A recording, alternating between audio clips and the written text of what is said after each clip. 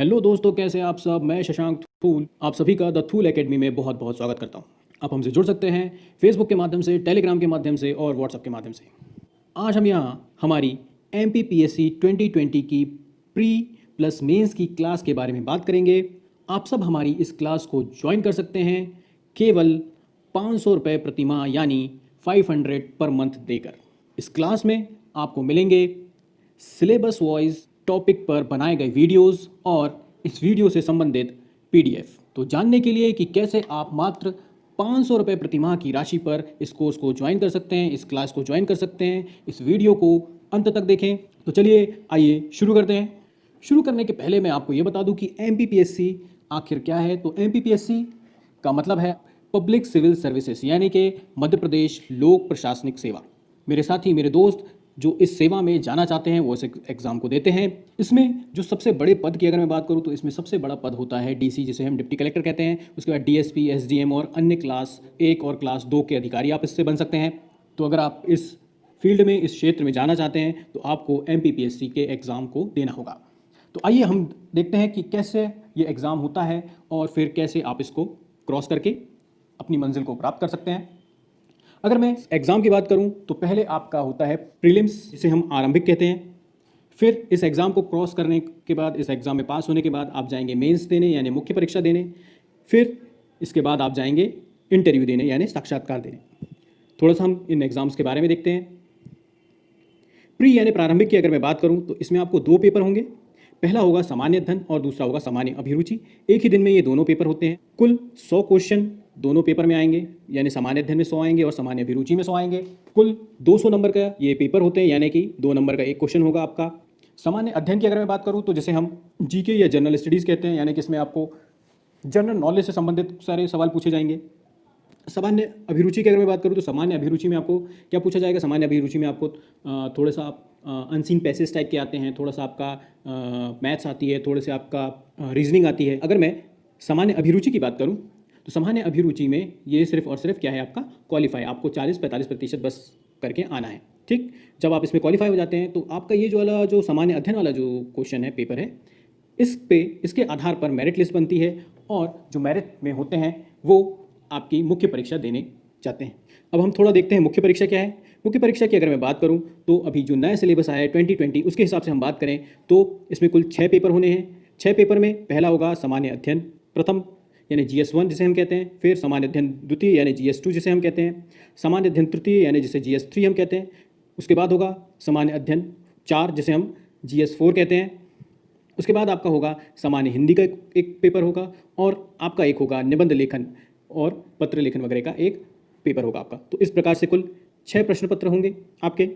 जब आप मेंस में लिखते हैं, मेंस में नंबर मिलते हैं आपको अच्छे, फिर उसकी भी मेरिट लिस्ट बनती है। फिर उसके बाद आप जाते हैं इंटरव्यू के लिए।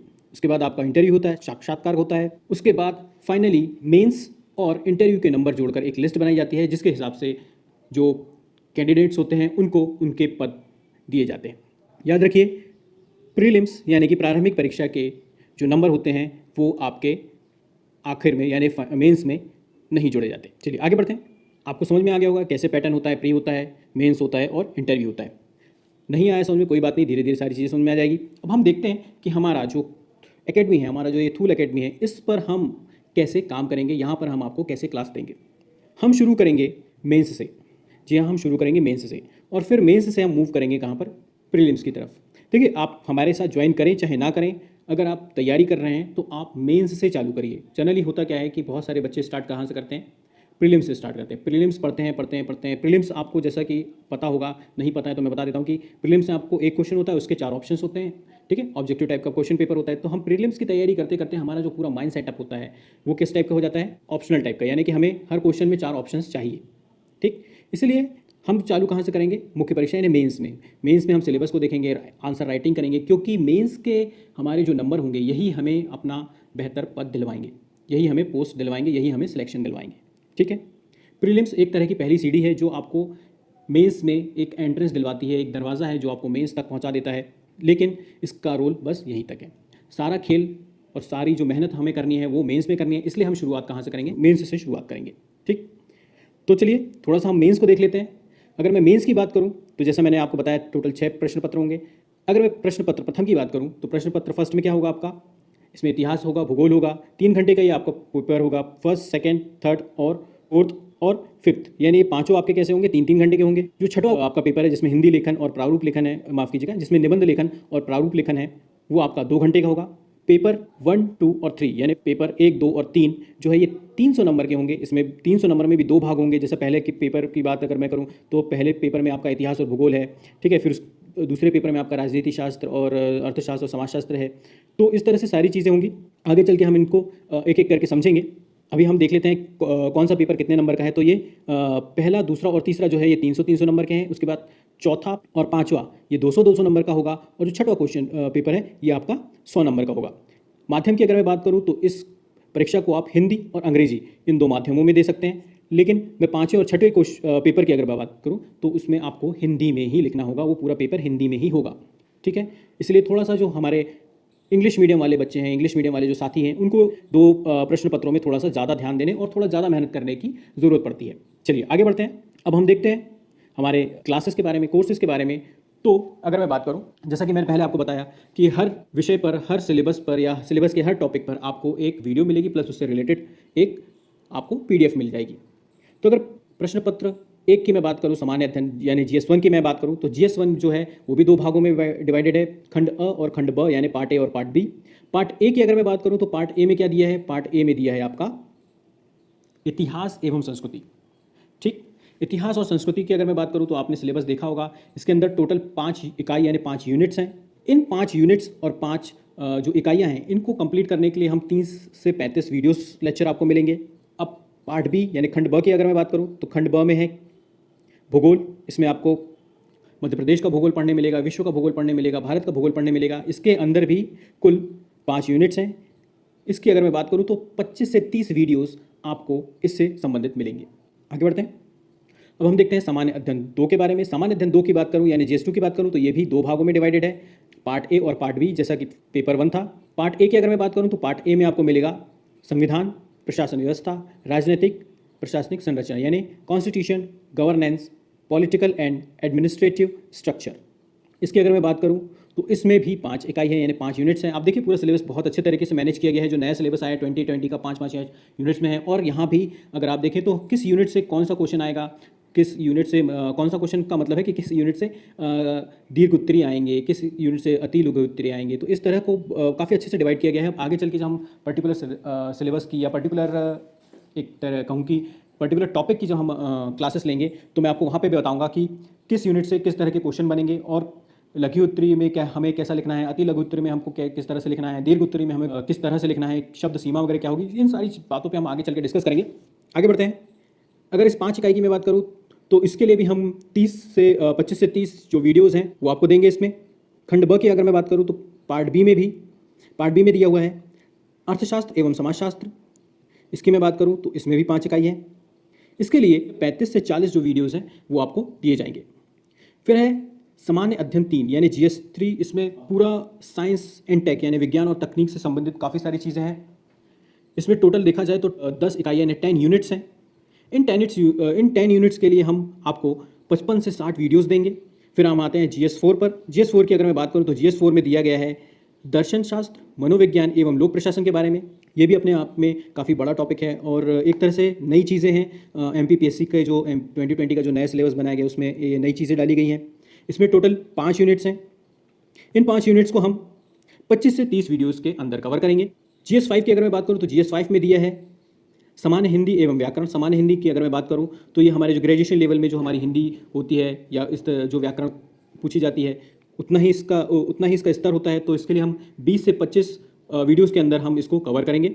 उसके बाद GS6 की मैं बात करूं जो हमारा आखिरी पेपर है उसकी अगर मैं बात करूं तो इसमें हिंदी निबंध और प्रारूप लेखन की बात है। इसको हम 10 से 15 वीडियोज़ के अंदर कवर करने की कोशिश करेंगे। हालांकि निबंध और प्रारूप लेखन की अगर मैं बात करूं तो इसमें हम जो इनके एक तरह से हम इस पर एक डिस्कस करेंगे। इन वीडियोज़ में आपको एक डिस्कशन मिलेगा कि निबंध क्या होता है, कैसे लिखना चाहिए, किस किस टॉपिक्स पे निबंध जो है करंट में जो चल रहे हैं और पूछे जा सकते हैं उन पे हम डिस्कस करेंगे। प्रारूप लेखन की बात करूँ तो प्रारूप लेखन में कई तरह के प्रारूप होते हैं। जैसे कि आप एक अधिकारी हैं, आपको अपने निचले अधिकारियों को नोटिस जारी करना है या उन्हें कोई पत्र लिखना है, कोई प्रशासनिक पत्र लिखना है या आपको अपने ऊपर जो अधिकारी बैठे हैं उनको कोई प्रशासनिक पत्र लिखना है तो ये किस तरह के होते हैं, कितने प्रकार के होते हैं, इन सारी चीज़ों पे हम डिस्कस करेंगे, जो हम 10 से 15 वीडियोज़ के अंदर इसको कवर करने की कोशिश करेंगे। चलिए, तो इस प्रकार अगर हम देखें तो हमारे पास जो टोटल वीडियोज़ की संख्या कितनी हो जाती है, ये हो जाती है 225 से लेकर 265 तक।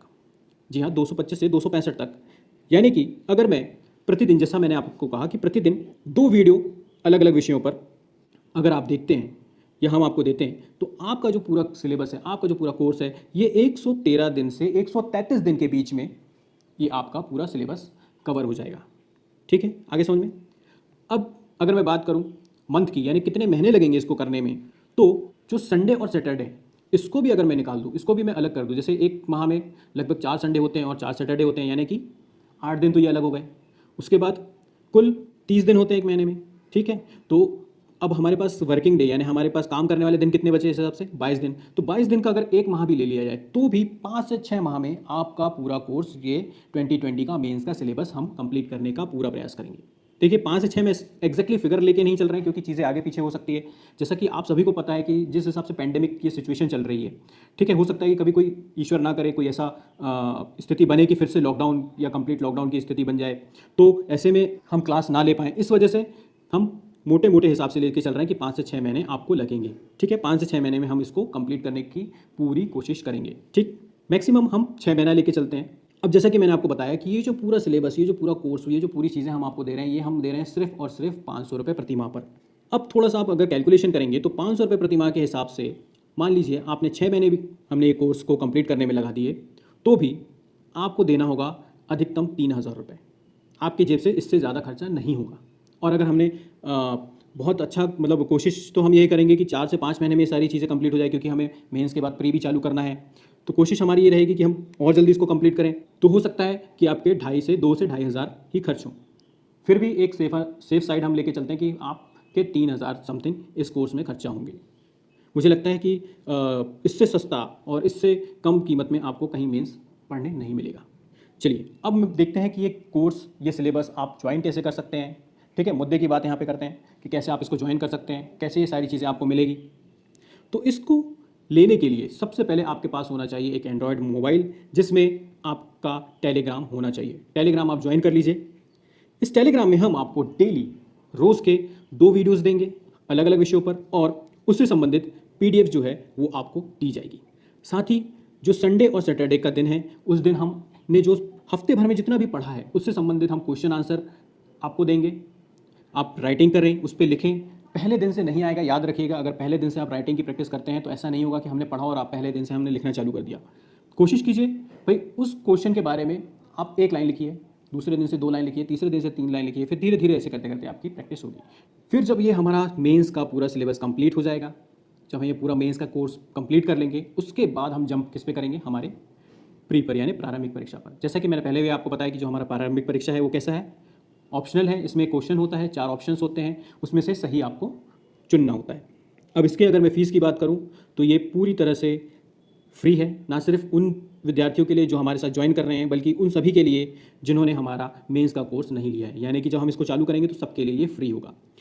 फ़ायदा उनको ज़्यादा मिलेगा जिनने हमारा मेंस वाला सीरीज़ देखा है या मेंस वाले सीरीज़ को कंटिन्यू कर रहे हैं, क्योंकि आपका जब मेंस तैयार हो जाता है तो लगभग ये समझ लीजिए 80% आप अपना एक तरह से प्री भी तैयार कर लेते हैं। अगर नया सिलेबस की मैं बात करूं, जो नया सिलेबस 2020 का MPPSC ने दिया है, उससे अगर आपने मेंस तैयार कर लिया तो प्री का लगभग आपका 80 से 85% आप उसको कवर कर लेंगे। बचेगा हमारा 10 से 15 या 15 से 20% की जो चीज़ें बचेगी, उसके लिए हम अलग से वीडियोज़ बना के आपको देंगे। तो ये था हमारा MPPSC 2020 की क्लास को लेकर लेक्चर। अगर आप हमारे इस कोर्स को ज्वाइन करना चाहते हैं तो दिए गए व्हाट्सअप नंबर पर आप अपनी डिटेल्स भेज सकते हैं या आप हमसे बात कर सकते हैं। इस कोर्स को लेकर अगर आपको कोई भी डाउट है या आप इसके बारे में और जानकारी लेना चाहते हैं तो आप हमारे व्हाट्सअप नंबर पर मैसेज कर सकते हैं या इन नंबरों पर सीधा कॉल भी कर सकते हैं। इस वीडियो को देखने के लिए आपका बहुत बहुत धन्यवाद। आगामी परीक्षाओं के लिए आपको बहुत बहुत शुभकामनाएं।